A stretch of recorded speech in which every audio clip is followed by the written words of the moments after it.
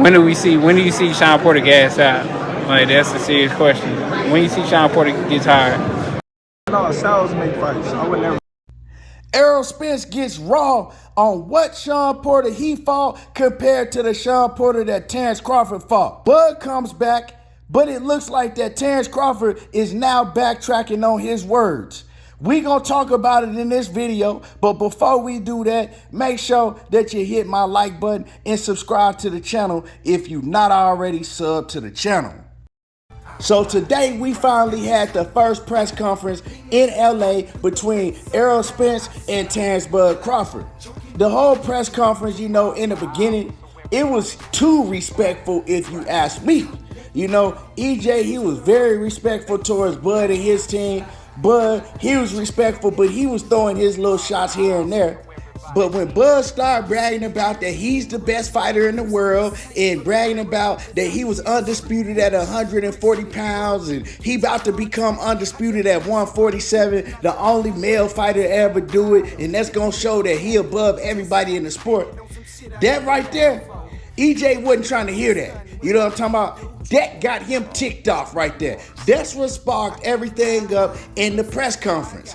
And EJ immediately told him, man, you ain't fought nobody. Who you fought at 135? Who you fought at 140 to become undisputed? You know what I'm saying? Stop capping. You ain't fought nobody. And then Bud said what he said, right?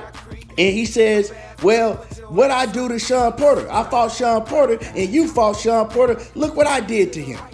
Now, EJ, he clapped back. You know what I'm saying? Everybody that watched the press conference, y'all seen that EJ clapped back and they was going back and forth. But afterwards, right, when they was doing their one-on-one interviews, the question came up again. And they got to asking questions to Errol Spence about his resume compared to Terence Crawford's resume. And of course, Shawn Porter was brought up. Now, before I even get into what EJ had to say about that situation, because he kept it 100, he kept it trill about it, right? And he spoke nothing but facts. But before I get into that and play y'all the audio of Errol Spence and Terence Crawford, I'm going to say this. When Terence Crawford fought Shawn Porter, after he fought Shawn Porter, I gave him his props. Although I didn't like what Shawn Porter Pops did, getting on the ring apron and throwing in the towel out of nowhere when you could see that Shawn Porter, it was cool. You know what I'm saying? He was beating on the mat. He jumped up. He was ready to go. And then all of a sudden the towel come in. And it was like, what the hell is Kenny doing? You know what I'm talking about? Did Kenny bet on the fight? Did he have some money on the fight? It's like, I don't know what was going on, right? And then immediately after that, I thought about a conversation that I had with Kenny, right? And this conversation I had with Kenny after the Deontay Wilder and Tyson Fury #3 fight. Me and Kenny was chopping it up. And I told Kenny, I said, man, I got money on y'all, Kenny. And he said, money on us? I said, yeah, man, I'm gonna put some money on Shawn. I got money on Shawn. And he kind of paused and looked at me with just a blank stare. And he said, you put money on Shawn? And I said, yeah. Now, I didn't tell him what bet I put on Shawn. The bet was on Shawn Porter to go the distance with Terence Crawford. That's the bet that I put. I never thought that at that point in time that Shawn Porter was going to beat Terence Crawford. I felt like it was a 50-50 fight. It could go either way. That's how I had the fight playing out in my head.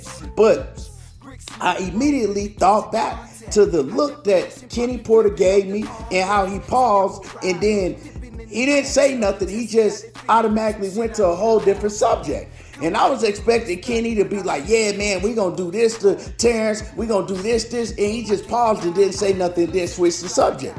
So I started thinking about that moment. And I said, man, did Kenny Porter put money on the fight? Because I got to thinking, and I'm like, man, something ain't right about him throwing in the towel at that moment, right? All of the fights that Shawn Porter been in, we've seen Shawn Porter in danger before. We done seen Shawn Porter bloody and all of that. And in this fight, he gets knocked down, he get up, he's pounding on the canvas, and you just stop the fight out of nowhere when you see that he's perfectly fine to continue to fight. So I thought it was some funny shit going on. But with all that being said, I immediately did a live stream And I gave Terence Crawford all his props because I saw how Bud turned up when they told him that he was down in the corner. I saw how he came out and he was a whole different animal. So I'm like, man, Bud turned up. You got to give him his props. Even though I don't think that Kenny should have stopped the fight, that was some BS. Bud, he did his thing, and you gotta say that Bud is definitely, if not, one of the best fighters in the whole world. I gave him all his props. You know what I'm saying? I couldn't do nothing but give him his props. Because the Shawn Porter that we know is always in tip-top condition, and you don't have to worry about Shawn Porter getting up for a fight. So I gave him all of the props in the world. I was giving him all the praise in the world until I heard Shawn Porter start coming out talking and saying that he already had known that he was going to retire right after he fought Errol Spence. I knew that Errol Spence was that guy. I looked at Errol Spence as that guy, that monster. And after I fought Errol Spence, I was like, it ain't nothing else for me to do. I'm done. You know what I'm saying? And also, when you look back at Shawn Porter's career, I'm like, okay, well, he took a year off after he fought Errol Spence, and he fought some dude named Formella. He didn't look too good in that fight. And then he fought Terence Crawford. Now I'm like, okay, he gonna get up for Terence Crawford. He gonna train. So I started hearing the things that Shawn Porter was saying about how he already knew he was gonna retire. He had to talk himself out of retiring to come back and fight Terence Crawford. Then I listened to his pops talk, and his pops was like, I threw in the towel. I knew I was going to have to throw in the towel. I already knew what I was going to do before the fight even took place because my son wasn't doing the things that he usually does in training camp. I was telling him to do certain things, and he wouldn't do it. He wasn't training like he usually trains. And then I remember going back and watching the fight. And when I went back and watched the fight, I said, Shawn Porter is getting tired. Why is Shawn Porter slobbering and shit? Why is Shawn Porter breathing like this? Why isn't Shawn Porter active like he always is? Shawn Porter is like an Energizer bunny. He don't never get tired. He don't never stop moving and punching. But I noticed he wasn't doing none of that in the Terence Crawford fight. Now, the times he was doing it, he was successful. He was causing Crawford a lot of problems. During the whole first half of the fight, I had Shawn Porter winning. But one thing I saw is Shawn Porter gassed out. It was noticeable. Everybody could see it.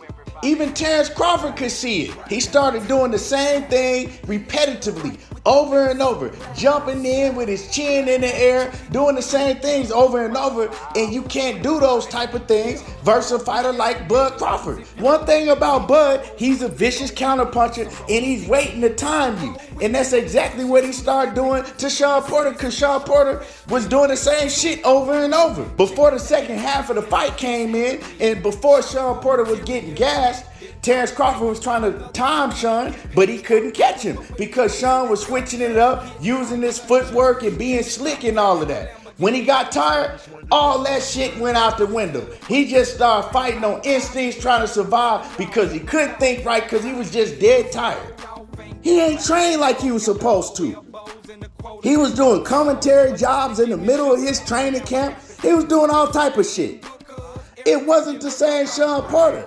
When a man is telling you that, well, I was going to retire. When he had 1 foot out the sport and 1 foot in the sport, you never the same fighter. Then when he talked about how he had to hype himself up and talk to God to get him not to retire because he felt it wasn't nobody else, and then God told him, hey, it's one more person you got to fight, and that's Terence Crawford. And how he was pissed off because he didn't want to come back. Y'all know the story. Anyway, after that, I started looking at Terence Crawford's victory a whole lot different because I saw what was going on in the ring. You know what I'm saying? Then I heard what his daddy told me. That wasn't the same Shawn Porter. Didn't even look like the same Shawn Porter in the ring that fought Errol Spence. Now I'm already 10 steps ahead of y'all Bud Protection Committee because I know that y'all in the comments right now, what does that have to do with anything? Why is he even talking about this? What does that even matter? Well, it matters when y'all bring it up as a talking point because that's all y'all want to talk about when you talk about why Terence Crawford is going to beat Errol Spence. Ah, man, look what he did to Shawn Porter. He knocked out Shawn Porter. He stopped him. Errol Spence couldn't stop him. And also, Terence Crawford himself has used that as a talking point. Look what I did to Shawn Porter. You didn't do it. So that's why it matters. That's why I'm talking about it. So this is what EJ had to say about the situation. I'm going to play y'all what he had to say. Then I'm going to come back and I'm going to play y'all what Terence Crawford had to say about the situation. I fought those guys. They all had titles when I fought them. Shawn Porter was a world champion. Errol Brooker was a world champion, so, I fought them, at their best. It's a lot harder to stop or beat, a guy with a world title and a guy who has everything to lose. Do you think the Shawn Porter you fought would have beat Terence the night they fought? Oh, yeah. Well, if he wouldn't have beat him, he would have definitely got him a better fight. Definitely got a better fight. Like, when do you see Shawn Porter gas out? Like, that's a serious question. When you see Shawn Porter get tired, you don't see Shawn Porter. Like, he's known for his nutrition and how he come in the fights. He didn't fade when you dropped him in your fight. That was just you coming on. It wasn't Shawn weakening a little bit. Nah, he didn't fade. He was like, come on, like he was trying to fight. Like, he was still trying to fight, still throwing punches and things like that. So, you don't never see Shawn Porter, fade out like he did with Terence. Like, then he even come out and say in the interviews like he wasn't doing the things that his daddy told him to do. So, it is what it is. So. People assume that? Because you know how you were the one that stopped Porter as opposed to him. Do you think that's a fair assessment for people to say, well, you're going to beat Spence because you beat Porter brother? No, styles make fights. I would never say, oh, I'm going to beat this guy because I beat this guy. No, styles make fights. I would never say, oh, I'm going to beat this guy because I beat this guy. Better fashion because there's been a lot of fighters that beat fighters and then came and lost to a fighter that beat them. So I would never do that assessment. Now you just heard from Errol Spence and Terence Crawford. Both of them told the absolute truth.